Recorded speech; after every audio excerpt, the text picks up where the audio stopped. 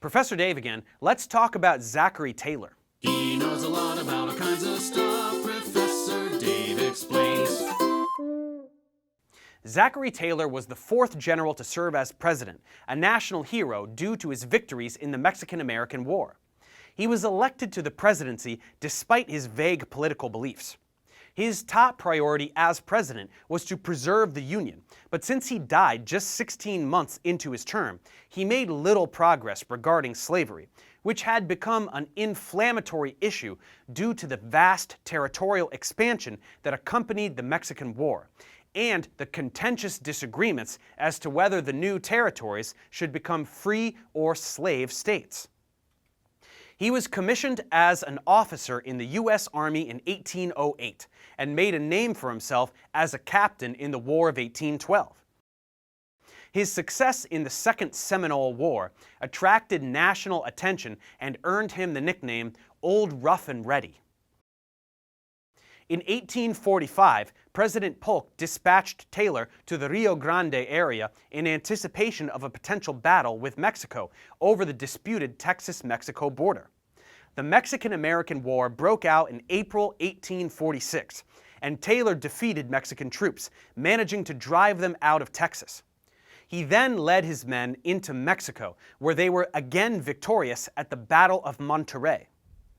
Taylor then defied orders by moving his troops further south, where, despite being severely outnumbered, he defeated Mexican forces in February 1847 at the Battle of Buena Vista.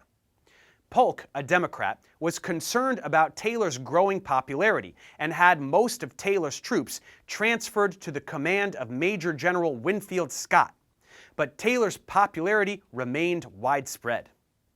The Whig Party convinced the reluctant Taylor to run as their presidential candidate despite his lack of interest in politics. He won the election alongside New York politician Millard Fillmore, defeating the Democrats as well as the third-party effort of former President Martin Van Buren. Despite being a Southerner and a slaveholder, Taylor did not push for the expansion of slavery.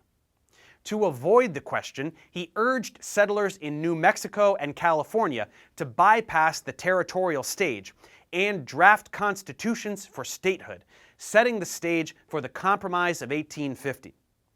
Taylor died suddenly of a stomach-related illness in July 1850, thwarting any potential impact on American history.